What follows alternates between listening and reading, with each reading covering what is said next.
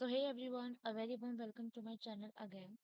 And today in this video, we are going to recognize our small mind map that you have to be follow in your class 9 strategy. So what is the central idea of this presentation? I want to clearly know that you have to be success in your class 9th. It doesn't matter how much efforts you are put in your strategy. Okay. जब तक आप अपनी strategy पर पूरा जोर नहीं लगाएंगे, step by step नहीं चलेंगे, तब तक कुछ नहीं होगा. So point number one that you should be learn throughout the year, preparation strategy. आप कैसे प्रिपेयर कर रहे हैं? ठीक है, कौन सा स्टेप आप सबसे पहले लेते हैं अपनी स्ट्रैटेजी के अंदर, ये बहुत मैटर करता है. Second, mindset. You have to be very clear about your mindset कि आपको कितने नंबर से पास होना है. यहाँ आप अजम्पशन लगाओ कि आपको 95% से पास होकर चलना है, तभी आपकी 80 to 85 आ पाएंगे. ओके. सब्जेक्ट वाइज फोकस करना है आपको. अपना वीक पॉइंट प्लस आपका प्लस पॉइंट, ये देखना है आपको. कौन से सब्जेक्ट में आप वीक हो, कौन से सब्जेक्ट में आप स्ट्रांग हो, ये देख के आपको सब्जेक्ट वाइज पे फोकस करना है. Okay. Study habits and tool होने चाहिए आपके पास. तो सबसे पहले आपका टाइम मैनेजमेंट होना चाहिए. अब ऐसा नहीं है कि आपने आज पढ़ा तो आप सीधा 10 दिन बाद पढ़ रहे हैं.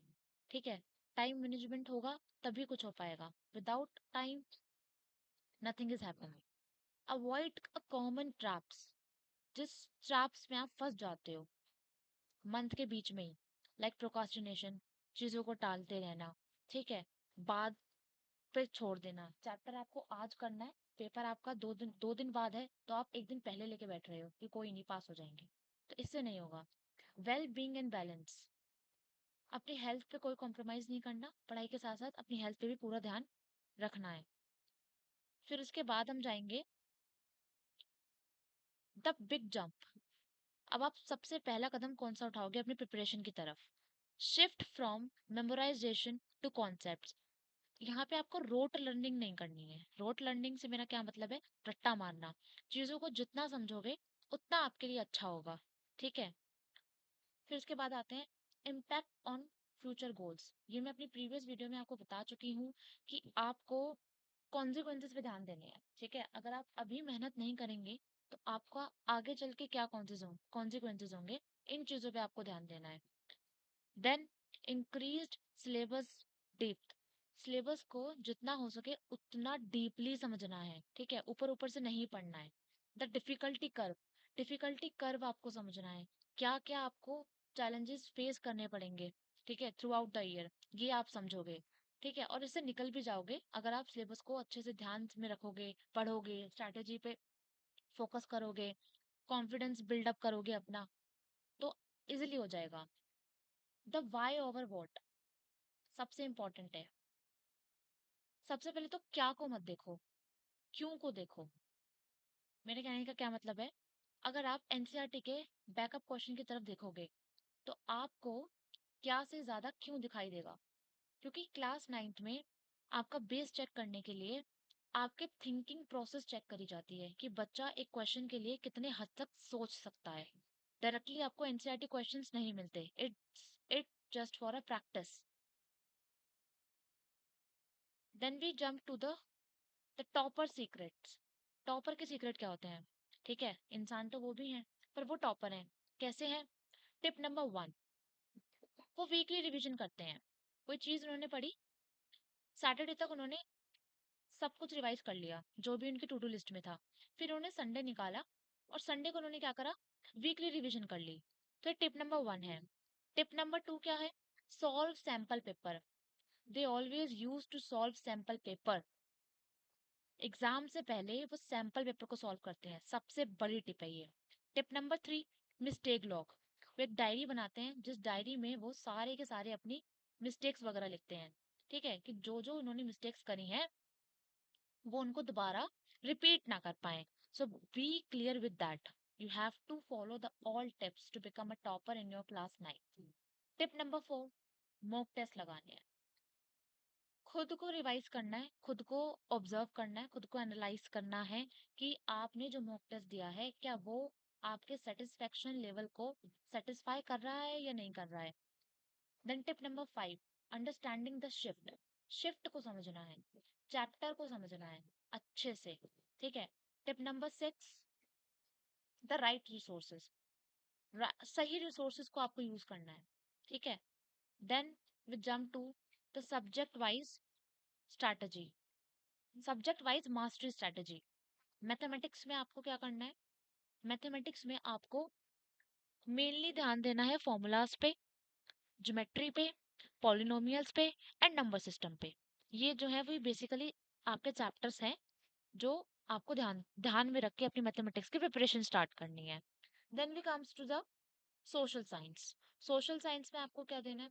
वही है, डीपली चैप्टर को पढ़ना है। और जब आप चैप्टर रीड कर रहे हो, अपने दिमाग में एमसीक्यू को सिलेक्ट करो, ठीक है। चैप्टर पढ़ते वक्त, सुनते वक्त चैप्टर को एनसीईआरटी में से पढ़ो। Then you will organize your own question, कि हाँ ये क्वेश्चन भी आ सकता है पेपर में, ये क्वेश्चन भी आ सकता है। खुद को एनालाइज करना सीखो, खुद पे काम करना सीखो। साइंस में आपको क्या करना है? केमिस्ट्री, फिजिक्स, मैथ्स होती है। केमिस्ट्री में आपको इक्वेशंस पे ध्यान देना है, ठीक है। फिजिक्स में आपको फॉर्मूलेस पे ध्यान देना है। और बायो में आपको सिलेबस की गहराइयों को समझना है, ठीक है। बायो को आपको डीपली ऑर्गेनाइज करके पढ़ना है।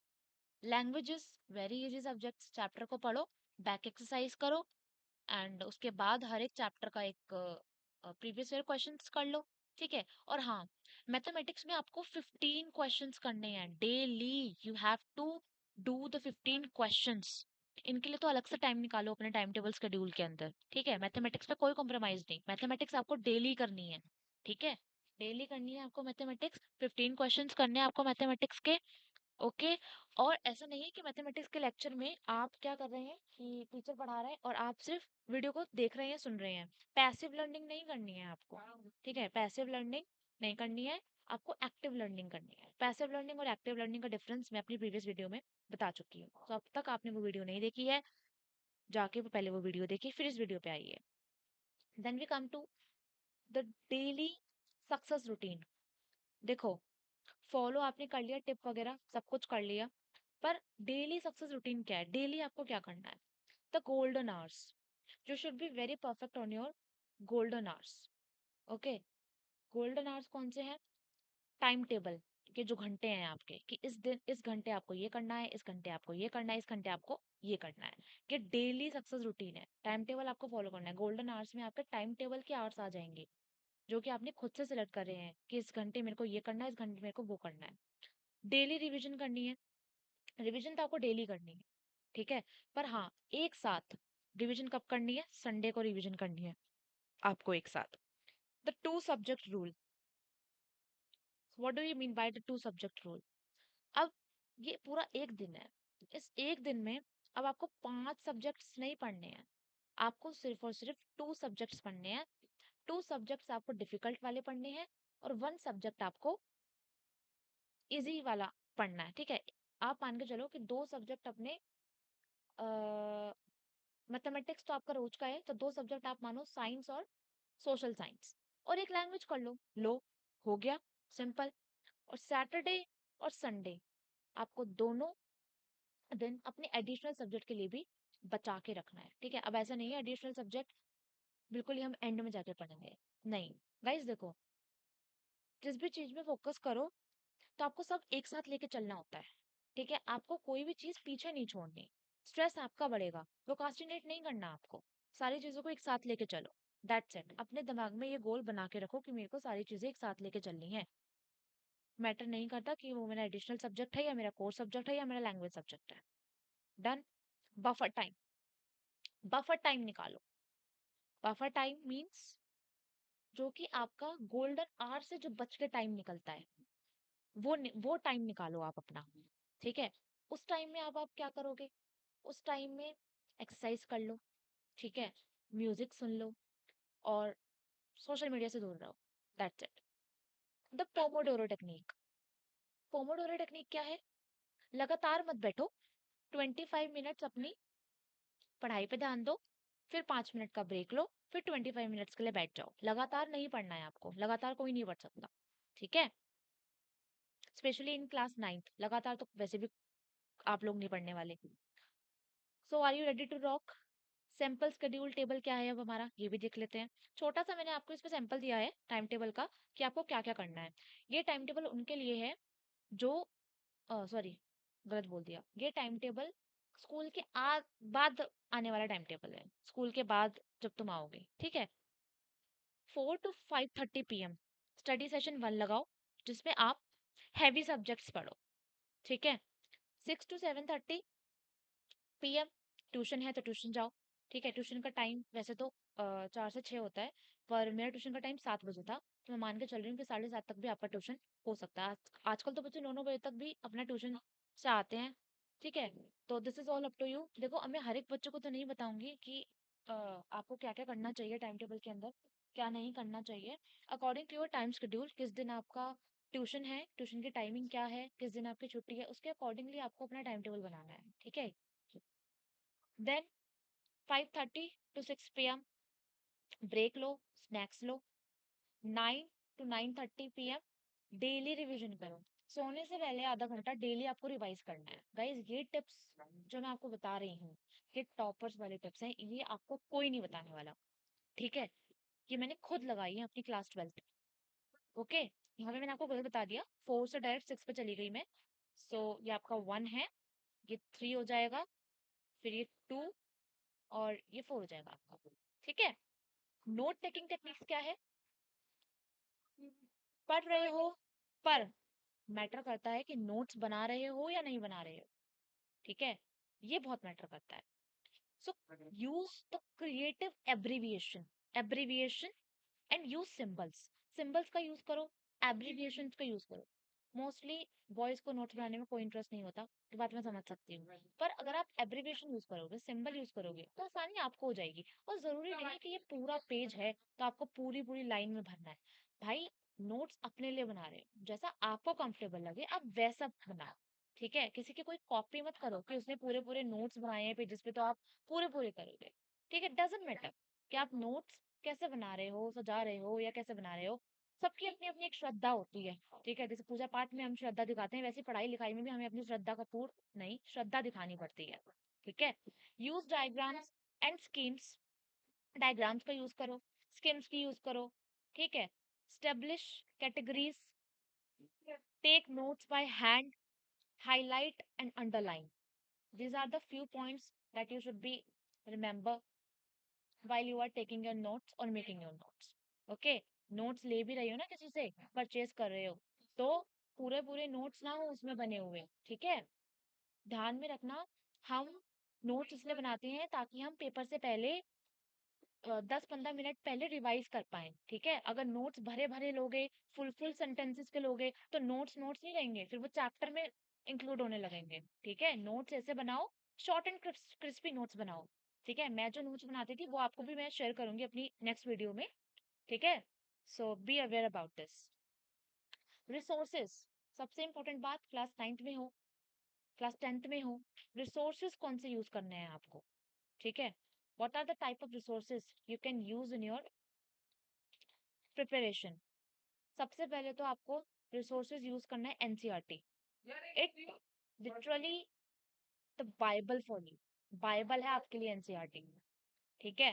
सबसे पहले तो आपको एनसीईआरटी यूज करना है, इसके बाद आपको किसी दूसरी चीज पे जाना है, रेफरेंस बुक पे जाना है। रेफरेंस बुक इंग्लिश के लिए क्या लोगे, सोशल साइंस के लिए क्या लोगे, वो मैं अपनी अपकमिंग वीडियोस में आपको बता दूंगी कि रेफरेंस बुक आपको कौन सी लेनी चाहिए।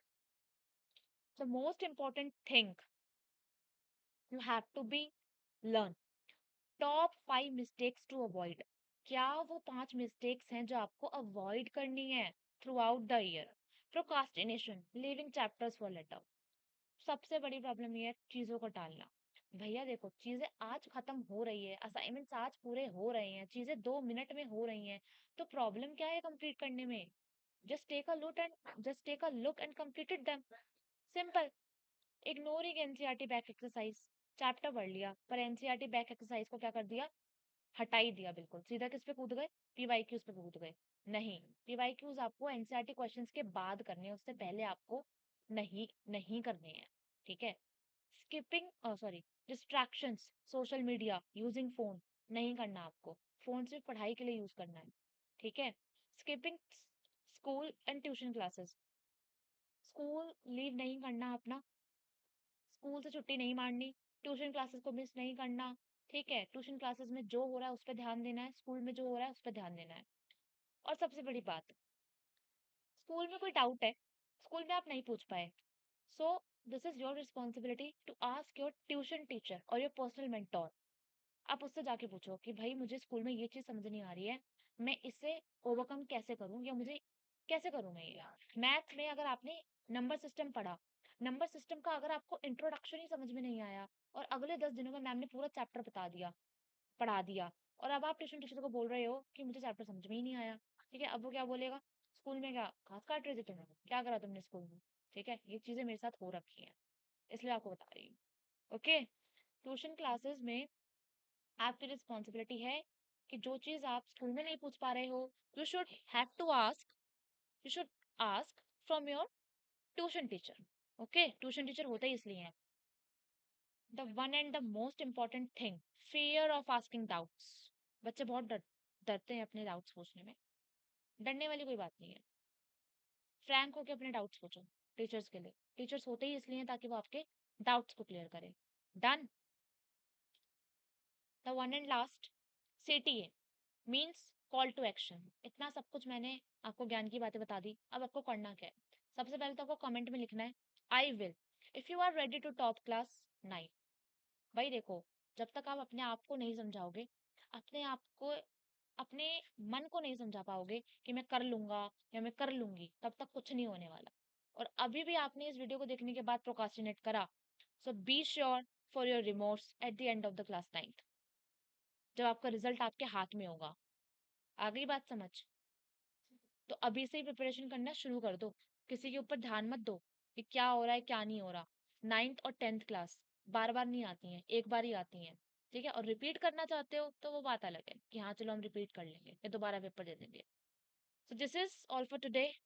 Subscribe for more type of video or a such kind of video. Thank you so much for being here. Tata, bye bye, take care.